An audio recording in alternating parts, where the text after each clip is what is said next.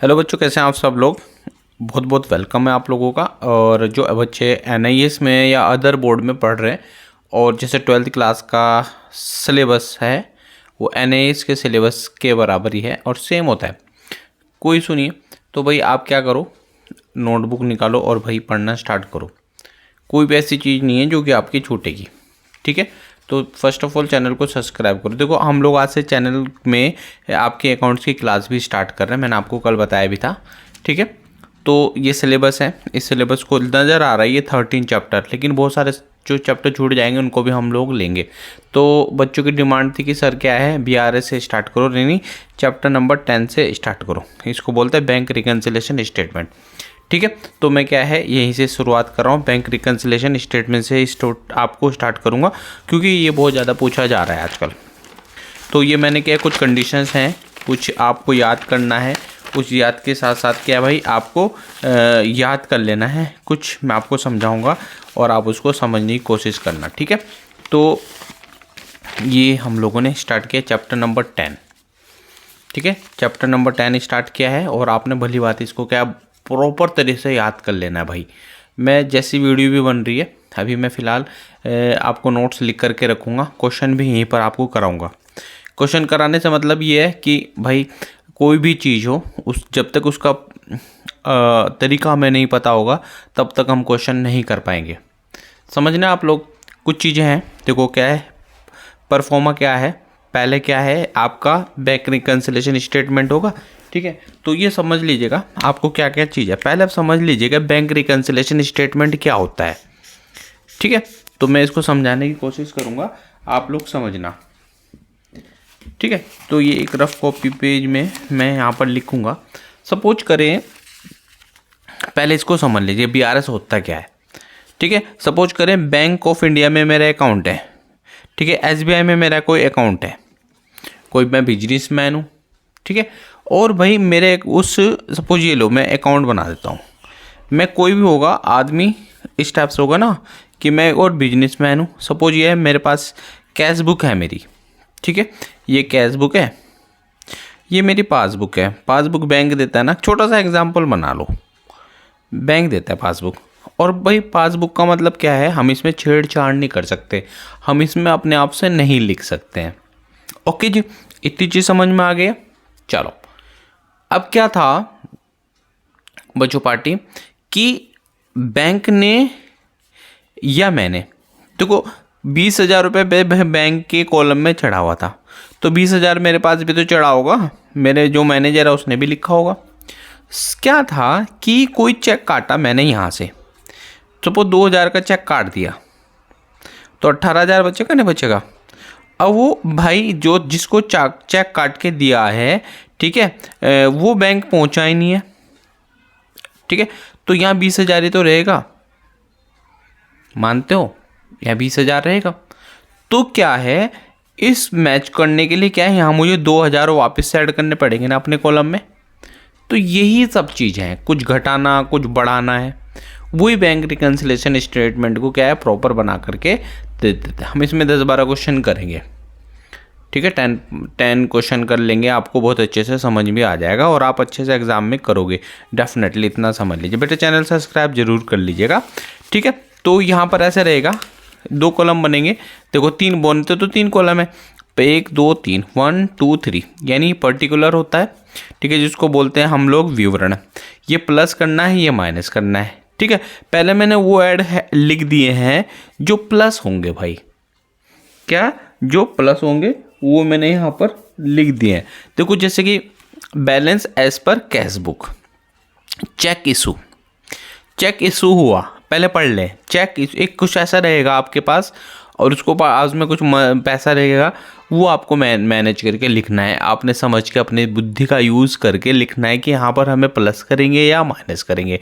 देखो check issue और draw but not yet presented the bank, समझो चेक निकाल दिया, इशू कर दिया, बैंक तो चेक इशू नहीं करेगा, मैं तो करूँगा ना चेक इशू। सपोज देखो एग्जांपल है, मैंने चेक काट दिया 5,000 का, मैंने यहाँ 5,000 का चेक काटा, सो फिर 5,000 का मैंने यहाँ से चेक कर, पहले पूरा हेड समझ लो, इस टाइप से याद करना है, ठीक है। चेक इशू हो गया, लेकिन मैं बैंक में पहुँचा नहीं, ठीक है। बैंक में प्रेजेंट नहीं हुआ लेके। देखो चेक 5,000 का काटा था, ठीक है। तो भाई ये मैं देखो दोबारा से बनाता हूँ, मैं यहाँ पर बनाता हूँ इधर। ये मेरे पास बैंक था, ये छोड़ो, ठीक है। ये मेरे पास पासबुक, मेरे पास कैश बुक है, कैश बुक है ये मेरे पास, ठीक है। और ये मेरे पास पासबुक है, बैंक का कॉलम बैंक की मान लो, ये बैंक लिख लो चलो आप, ठीक है जी। मेरे पास 20,000 रुपये का पैसा पड़ा था बैंक के अंदर, ठीक है जी। 20,000 वहाँ भी लिखा होगा मेरे पास। एक छोटा सा मैं आपको एग्जांपल बता रहा हूँ, इस टाइप से आपको समझना है। यानी मैंने 5,000 का चेक काट दिया, मैंने चेक काटा, राम के नाम को कोई चेक काट के निकाल दिया, 5,000 का मैंने चेक काट दिया भाई। क्लियर है? वीडियो थोड़ी बड़ी हो जाएगी, होने दो, लेकिन क्या है बहुत अच्छे से समझेंगे। तो मेरे पास टोटल कितना बचेगा, मेरे पास 15,000 यहाँ बचेगा ना भाई, 15,000 ही तो बचेगा, है ना। चेक इशू हुआ, मैंने 5,000 का चेक काटा। अब मुझे क्या पता भाई वो बैंक में गया है या नहीं गया। अब वो जो बैंक में गया ही नहीं है, यहाँ तो 20,000 चल रहा था, 20,000 चल रहा था ना बैंक में। अब देखो अंतर कितने का आया, जब मेरा मैनेजर गया बैंक में स्टेटमेंट लेने कि हाँ भाई चलो जी स्टेटमेंट दे दो, तो यहाँ 5,000 का अंतर आया। और उसमें पता चल गया मैनेजर को हाँ भाई क्या चीज़ कमी है, क्यों नहीं हुआ, वो तो बात की बात है ना। तो ये 5,000 रुपीज़ यहाँ पर वापस ऐड करना पड़ेगा, ठीक है भाई। ये है इसका मतलब, यानी चेक इशू हुआ, बट वो बैंक में पहुंचा नहीं है, ठीक है। तो मुझे प्लस के कॉलम के अंदर प्लस करना पड़ेगा। ओके, ये ध्यान से समझना, चैनल को सब्सक्राइब जरूर करना भाई, ठीक है जी। अच्छा जी, अगला है interest allowed by bank note recorded in the cash book. अब क्या है, बैंक वालों ने कुछ इंटरेस्ट दिया, सपोज क्या है, अब 15,000 रुपये यहाँ पर बचे, चलो उसने मैच कर लिया, तो यहाँ पर 20,000, वो बात की बात है कि कैसे होगा।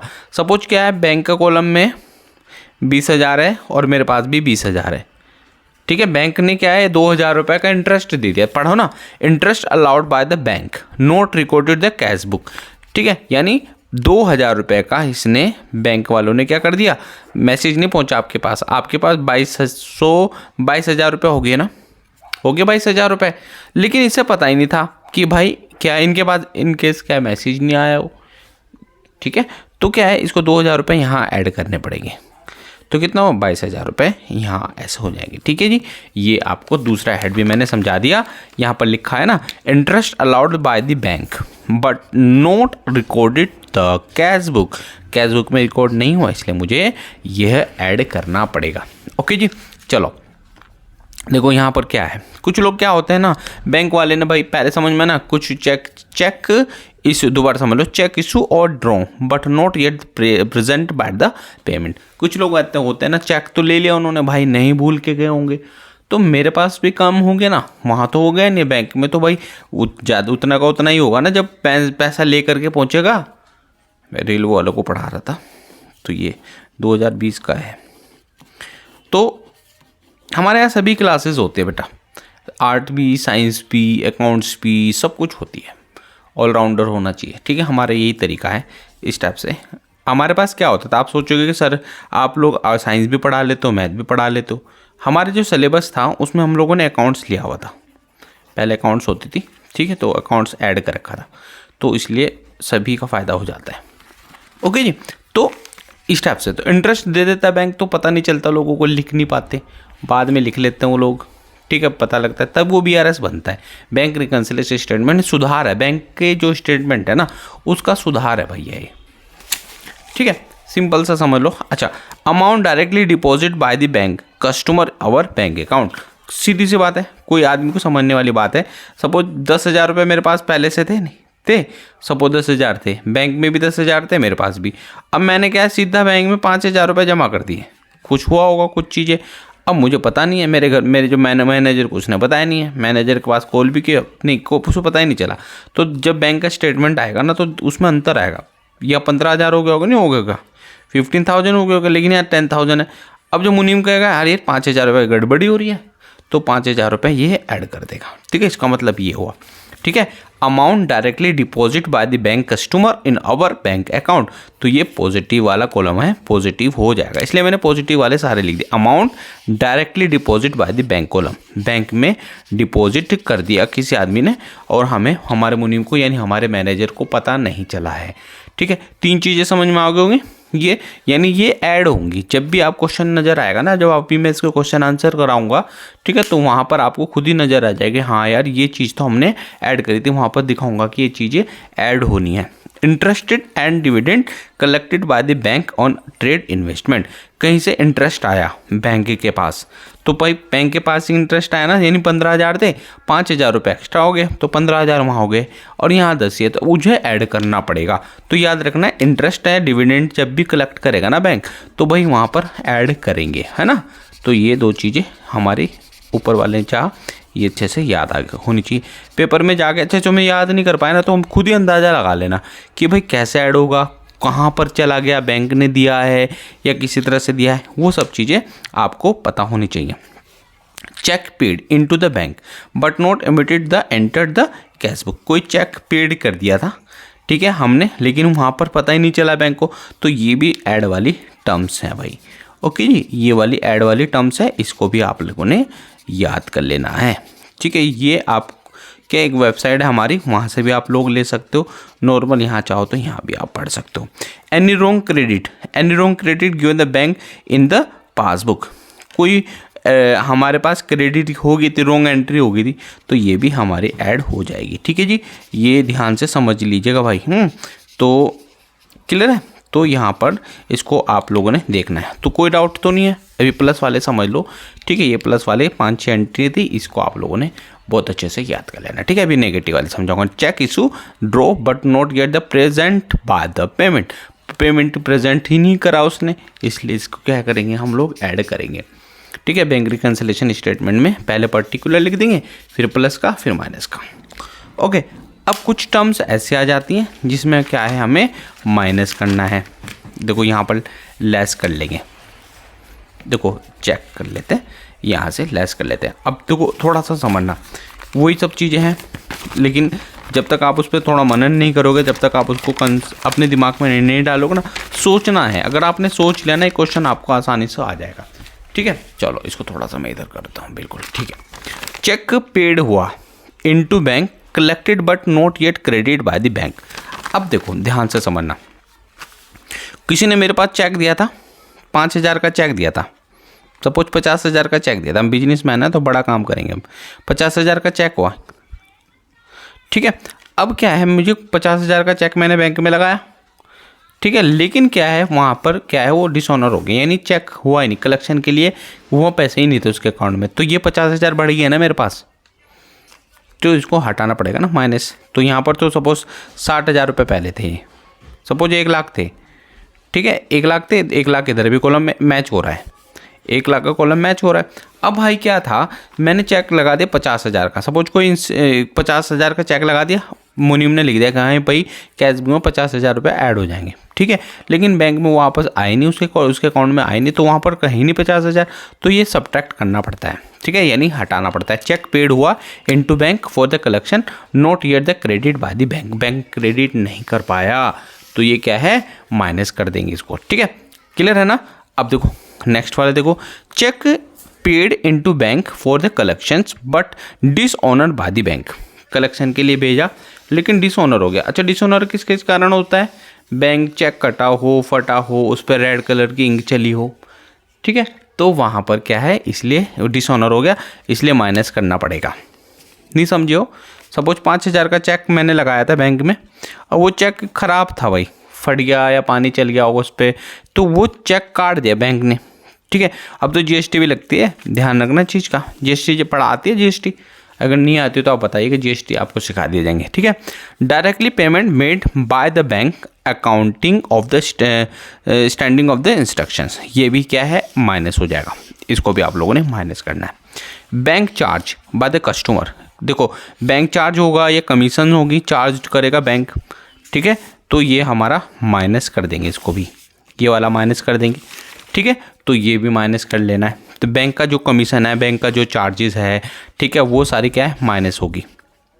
ठीक है, अब देखो कैसे, बैंक तुम्हारे पास 10,000 रुपये था बैंक में, यहाँ से बैंक ने 2,000 रुपये की कमीशन काट ली अपनी, और तुम्हारे पास 10,000 ही पड़े हैं, तो भाई 2,000 रुपये माइनस नहीं करोगे क्या यहाँ, तो 8,000 रुपये बराबर करना पड़ेगा। ये यहाँ भी 8,000 हो जाएगा, यहाँ भी 8,000। क्यों, मेरे बैंक में 10,000 थे, मेरी कैश बुक पास कैश बुक में 10,000 है, यहाँ भी बैंक, ये बैंक का कॉलम है, ये बैंक 10,000 रुपये यहाँ है। ठीक है, अब बैंक ने क्या 2,000 रुपये की कमीशन या 500 की, 250 की, 80 रुपये की कमीशन मार दी अपनी। ठीक है, तो क्या होगा, 8,000 यहाँ नहीं हो जाएगा। अब इसका 10,000 रुपये का, अभी ये मुनीम कहेगा यार 8,000 रुपये गड़बड़ी, अब देखेगा हाँ यार कमीशन है, तब ये माइनस करेगा 2,000 रुपये यहाँ। ठीक है जी, तो ये आप लोगों ने याद कर लेना। ठीक है, अगला, cheque issue but omitted by the record in the cash book. Cheque issue हुआ but omitted by the recorded, be recorded in the cash book, record नहीं कर पाया वो बेचारा, तो ये भी हमारा माइनस हो जाएगा। तो ये देख लेना। Any wrong debit given by the bank of this passbook, ये भी हटा देंगे, इसको थोड़ा सा 3 चीज़ याद कर लेना। Any wrong debit given by the bank हो जाता है कभी कभी, तो यहाँ पर इसको माइनस कर लेंगे। तो ये था आपका BRS, बैंक रिकन्सिलेशन स्टेटमेंट। ठीक है, तो balance as per the passbook, दोनों का कॉलम मिलाएंगे बराबर होना चाहिए। तो भाई इतना था। ठीक है, अब क्या है, चैनल को सब्सक्राइब करो। अब ये चैप्टर के क्वेश्चन आंसर क्या है हम लोगों ने आपको कराने हैं। ठीक है, जो क्वेश्चन हम लोग सिखा रहे हैं वो आपके एग्ज़ाम में पूछ ले जाते हैं, इसलिए क्या भाई आप चैनल को सब्सक्राइब जरूर करें, शेयर जरूर करें, एक दूसरे बच्चों को भी बताएं। थैंक यू सो मच बच्चों।